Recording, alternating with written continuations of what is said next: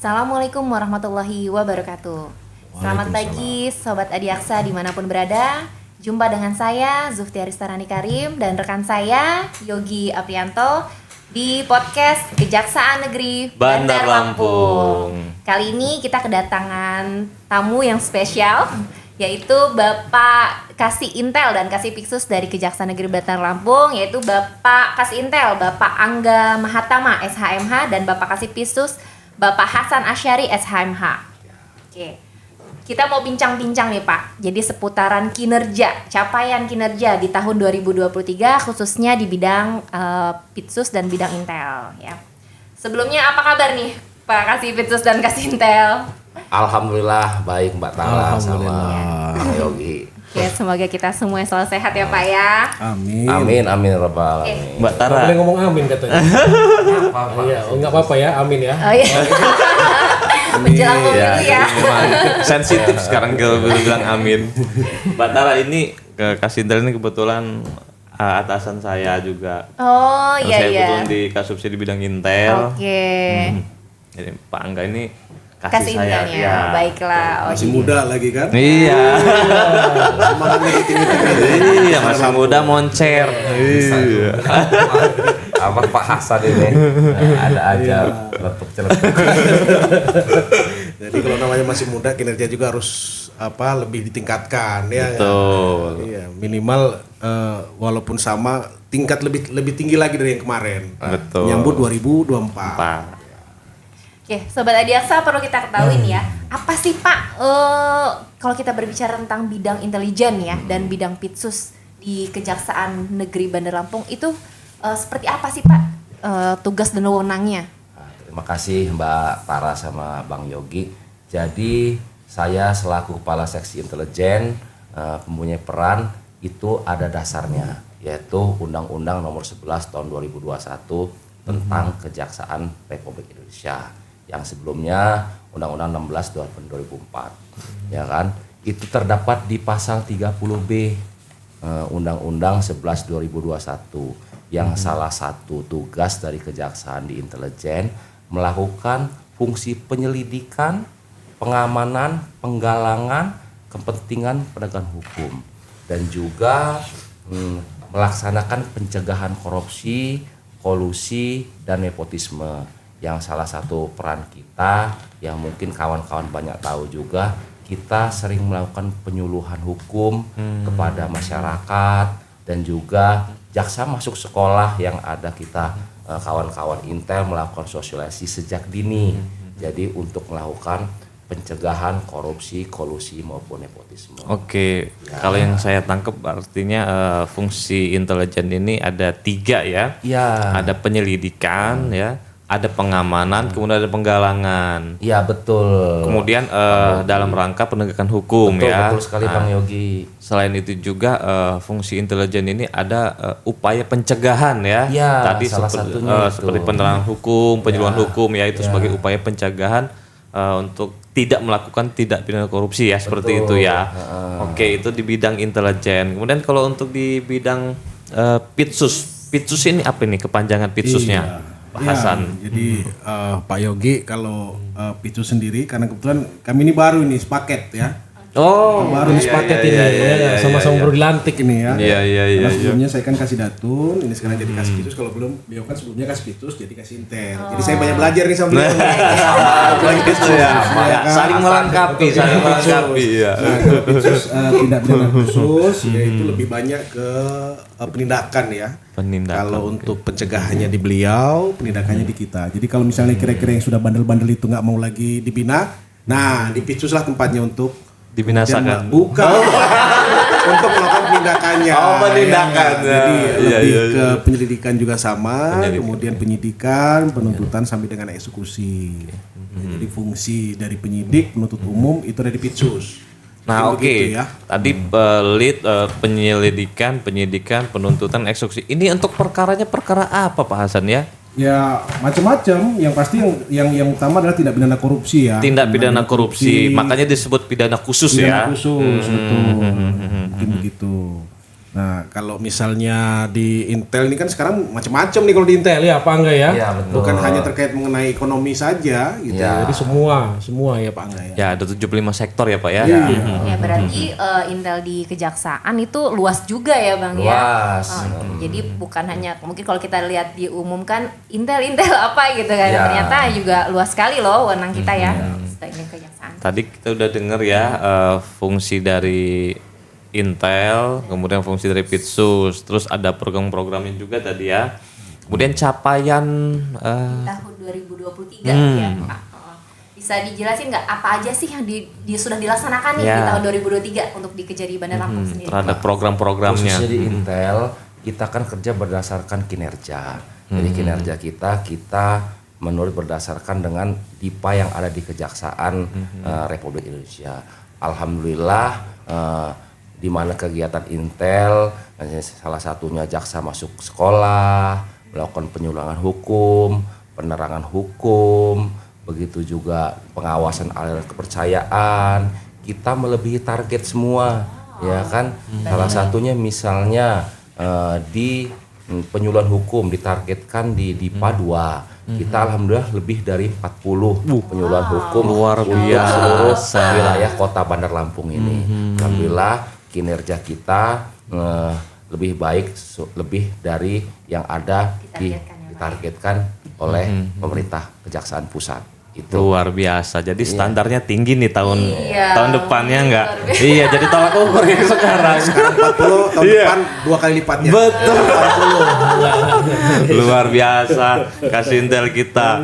Kalau untuk Pitsus sendiri, Kalau Pak Hasan. Pitsus sendiri ya karena memang itu tadi yang kami sampaikan, kita masih meneruskan ya tunggakan-tunggakan yang lama karena memang banyak juga di Pitsus ya. Untuk tahun 2023 sendiri untuk kulit itu penyelidikan itu ada 3 itu sedang kita selesaikan juga. Kemudian penyidikan ada 10 perkara, untuk pra penuntutan itu ada 8. Kemudian penuntutan ada 20 gitu kan. Kemudian tindak pidana lainnya di sini tindak pidana lainnya termasuk perpajakan ya, karena memang kita juga menerima pelimpahan perkara dari penyidik PPNS dari Dirjen Pajak itu kebetulan ada 1 tahun ini ya. Kemudian eksekusi ada 7 ya. Jadi dengan beberapa uang titipan maupun pembayaran denda yang juga kita akumulasi menjadi capaian kinerja 2023. Untuk titipan sendiri itu, uang titipan itu dari uang perkara itu sekitar 15 miliar ya. Wow, 15 miliar. luar Kemudian biasa. uang pembayaran denda 700 juta. Jadi memang alhamdulillah 2023 kemarin banyak ya kita sudah memberikan kontribusi kepada negara 15 miliar dan ini mudah-mudahan bisa turut membantu lah ya pemulihan ekonomi yang notabene sekarang juga masih dalam kondisi meningkat ya. Mungkin begitu Pak Yogi. Kalau berbicara tadi, kalau Intel kan ada targetan ya. Kalau sebenarnya Pitsus sendiri udah sama dengan sesuai dengan target atau melebihi juga target ya Pak? Kalau Pitsus sendiri, kalau untuk penyelidikan memang sesuai dengan anggaran yang ditentukan itu ada 3 perkara. Ya, mudah-mudahan tahun depan ini kita bisa 6 lah seenggaknya. Wow. Amin.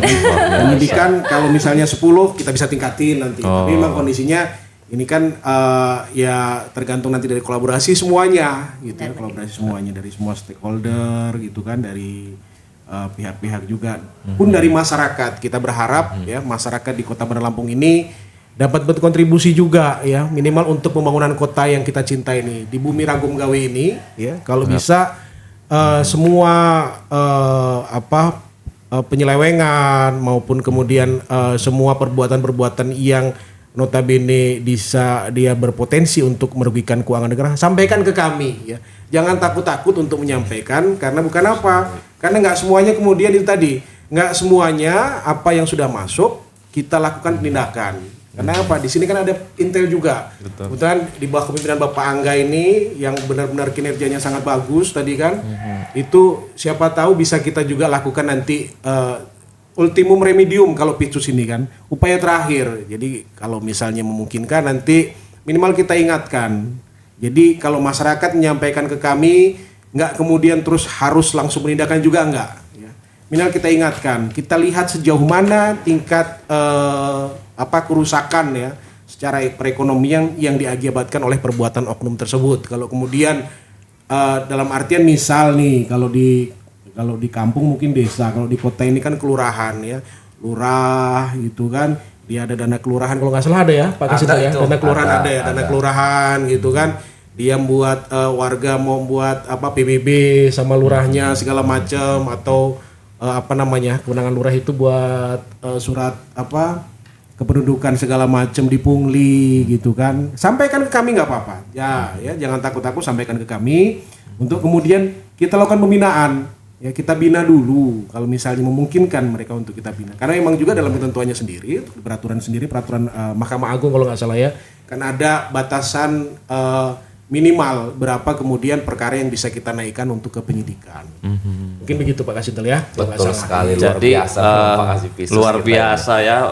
Artinya kontribusi dari penindakan tindak pidana tipikor oleh Pitsus Kejari Bandar Lampung ini adalah untuk pembangunan tadi yang disampaikan. Kemudian yang kedua ada upaya penyelamatan dari uang pengganti tadi ya, dari kerugian negara sebesar 15 miliar. Tapi betul Kasipitsus, seperti kontainer sampah ya penanganan kita kemarin betul. Itu artinya memang memberikan manfaat kepada masyarakat, karena setelah kita tangani kasus yang kemarin itu langsung bagus semua truk sampahnya ya. Kontainer sampahnya ya, baru-baru kemudian beroperasi sangat baik gitu. Mungkin Pak Yogi juga perlu disampaikan juga ke masyarakat, ini apa ini kontainer sampah gitu loh. Jadi buat masyarakat di Bumi Ragum Gawi ini, jadi kalau sampah ini terkait mengenai perkara di Dinas Lingkungan Hidup ya, Dinas Lingkungan Hidup, betul. Itu tahun 2018 ya. 2018 dan 2020. Dengan 2020. Ya, 2 tahun.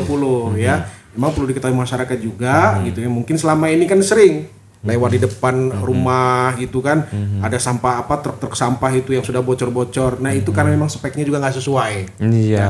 Nah, itu maksud kami. Sampaikan aja ketika kemudian masyarakat mungkin melihat ada sesuatu yang janggal ya dalam pembangunan, misal yang lihat ada bangun tiang misalnya, tiang penyangga atau kemudian dinding tapi kemudian besinya keluar gitu kan, atau misalnya kemudian masyarakat melihat ada bangun jalan lingkungan di perumahannya ya kan, tapi begitu dipegang dikit atau udah coel-coel ya. Udah goyang, begitu diinjek udah goyang, jangan kan diinjek ban mobil ya kan, diinjek kaki aja sudah goyang dulu. Nah, sampaikan ke kami. Dan kami berharap kemudian untuk semua stakeholder yang ada, baik pemerintah daerah maupun BUMN dan BUMD juga jangan sungkan-sungkan ketika misalnya diundang nanti entah dari Intel maupun dari Pitsus, dapat undangan dari kejaksaan gitu kan. Jangan kemudian belum apa-apa nanti mau telepon sana telepon sini segala macam. Lebih baik datang ke kita, kita klarifikasi. Kalau memang misalnya itu kemudian bisa diperbaiki, kenapa enggak gitu loh. Itu tadi yang kami sampaikan, bahwa Pitsus ini di kejaksaan itu ultimum remedium, upaya terakhir gitu loh. Upaya terakhir, apalagi sekarang Pak Jaksa Agung juga sudah mencanangkan juga gitu loh, bagaimana caranya pemulihan keuangan negara ini sebesar-besarnya bisa kita terima. Artinya pemidanaan badan itu udah upaya terakhir gitu. Mungkin begitu. Jadi jangan takut datang ke kejaksaan ya Pak ya. Betul. Karena kita nggak langsung kita tindak, nggak langsung kita penjarakan ya Pak ya, tapi kita ada solusinya gitu ya. Sebelum harus memang dipidanakan misalkan gitu ya Pak ya. Oke. Jadi kalau kita udah ngomongin nih Pak ya tentang 2023 ya, sekarang udah tinggal menghitung hari nih ya Pak ya, kita masuk 2024. Apa sih Pak proyeksi untuk capaian kinerja dan juga apa yang menjadi resolusi gitu bagi Kasintel maupun Kasipitsus untuk di 2024 biar kita itu lebih optimal gitu kinerjanya Pak? Oke. Gimana Terima Kasintel? kasih Mbak Tara. Jadi tahun depan kita tahu semua kita ada pesta demokrasi ya kan, di tahun 2024, tepatnya 14 Februari 2024. Jadi Kejaksaan sendiri melalui Jaksa Agung Intelijen melakukan instruksi bahwa kejaksaan harus bersikap netral dan mendukung dalam penyelenggaraan pemilu tahun 2024 dengan adanya kita posko pemilu. Jadi posko pemilu juga nanti untuk siapapun yang ingin konsultasi terkait pemilu atau ditemukan pelanggaran tidak pidana pemilu, silakan sampaikan kami. Ada posko pemilu di Kejaksaan Bandar Lampung, nanti sampaikan, kita sharing apabila ditemukan perbuatan tidak pidana pemilu, kita sampai, karena Kejaksaan juga tergabung dalam sentra Gakumdu yang ada di Bawaslu. Salah satunya kita Kejaksaan dalam Bawaslu, polisi tergabung di Gakumdu. Terus juga yang pasti untuk kedepannya di tahun 2024 kegiatan yang sesuai dengan DIPA yang ada di Kejaksaan tetap kita laksanakan, kalau bisa melebihi target tahun 2023 ini. Paling itu, amin. Jadi lebih lagi Pak Hasan lebih panjang. Gimana nih kalau untuk tindak pidana khusus Pak di tahun 2024 gimana nih Pak? Kalau untuk proyeknya sendiri ya sesuai dengan apa kemarin sudah digariskan oleh Kejaksaan Agung, dalam hal ini Pak Jaksa Agung, bagaimana caranya kita turut serta membantu pembangunan ya. Kita berkontribusi terhadap pembangunan untuk Indonesia maju. Berantas korupsi untuk Indonesia maju. Kalau slogannya kan kemarin begitu kalau nggak salah waktu kita hari korupsi antar artinya memang artinya penindakan yang kita lakukan di Kejaksaan ini memang kita utamakan untuk kemajuan. Ya, ketika kita bicara menilai kemajuan berarti bagaimana caranya kita bisa memulihkan keuangan negara ini sebesar-besarnya. Gitu. Jadi selain memang kemudian pidana badan, gitu ya, kita juga bisa memulihkan keuangan negara sebesar-besarnya. Nah, lebih bagus lagi kalau pencegahan di bidang intelijen. Artinya betul. Sebelum tidak pidana itu terjadi, bagaimana caranya jangan sampai oknum-oknum tersebut berbuat ya tidak sesuai dengan koridor dan aturan yang ada. Nah, kemudian sampaikan oleh Pak Kasintel tadi juga, karena memang tahun depan adalah tahun pemilu, ya tahun pemilu, otomatis yang walaupun musim hujan dingin, cuman suasana politik agak panas. Nah, tapi masyarakat juga jangan kemudian sungkan, ya ikut jadi ikutan panas juga gitu loh. Nggak masalah, silahkan. Kalau kemudian melihat ada hal-hal yang jangan sampaikan ke kami, ya kan? Karena kan memang di kami juga kan ada di bidang intelijen, di Pitsus. Kita akan lakukan telahan terhadap setiap laporan yang masuk, itu kemudian kita diskusikan juga, gitu. Apakah layak ini untuk dinaikkan atau ditingkatkan atau tidak? Jadi silahkan kepada masyarakat ketika menemukan hal yang janggal untuk kemajuan Kota Bandar Lampung itu dulu kuncinya, ya kan? Kuncinya itu yang penting bagaimana caranya Kota Bandar Lampung ini 2024 lebih maju dari 2023, ya kan? Karena emang hadisnya juga kan ada. Kalau hari ini kita lebih buruk dari kemarin, rugi. Itu bukan rugi. Kalau rugi itu hari ini sama dengan kemarin. Oh, itu rugi. Hari ini sama dengan kemarin itu rugi, ya kan? Kalau hari ini lebih buruk dari kemarin itu berarti buruk ya. Buruk ya kan. Nah, gimana caranya kita lebih bagus dari yang kemarin. Jadi 2024 kita menyongsong 2024 dengan optimisme gitu kan. Bagaimana supaya 2024 Kejari Bandar Lampung lebih maju dari 2023 di bawah kepemimpinan Pak Kajari kita. Iya, amin. Luar biasa. Jadi kalau kita simpulkan bahwa tahun depan proyeksinya bahwa bidang intelijen ini mengawal suksesi pemilu 2024 yang kondusif, aman, damai, sentosa ya, terkendali.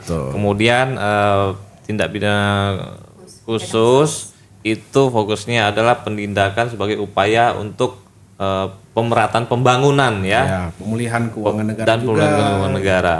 Ya, itu luar biasa. Oke. Terima kasih Pak sudah ikut berbincang-bincang nih, memberikan gambaran kepada kita semua kalau ternyata di Kejaksaan Negeri Bandar Lampung kita ada loh bidang intelijen dan bidang Pitsus. Jadi kita tahu apa fungsi dan wewenang dari bidang-bidang tersebut, dan sekali lagi masyarakat jangan takut untuk datang ke kejaksaan ya Pak ya, apalagi menjelang pemilu kita ada posko pemilu, jadi boleh hadir sampaikan ke saja ya. Kejaksaan, boleh disampaikan keluh kesahnya ya Pak ya. Karena kan memang ada fungsinya juga. Iya. Bu Tara di bidang intel ini kan dia fungsinya juga untuk memberikan penyuluhan hukum. Jadi kepada masyarakat yang notabene dalam hal-hal yang kira-kira bersentuhan dengan hukum, misalnya tahu-tahu ditakut-takuti oleh oknum bakal begini begitu segala macam. Konsultasi ke kejaksaan gratis kami jamin. Nggak bayar ya Pak Nggak ya? bayar. Betul banget. Aman ya. Malah dapat kopi ya. Sama keluar gorengan. Ya baiklah, terima kasih atas infonya Pak Kasih Intel, Bapak Angga dan Bapak Kasih Pitsus, Pak Hasan. Sekian podcast dari Kejaksaan Negeri Bandar Lampung. Sampai jumpa di podcast-podcast berikutnya. Assalamualaikum warahmatullahi wabarakatuh. Waalaikumsalam warahmatullahi wabarakatuh.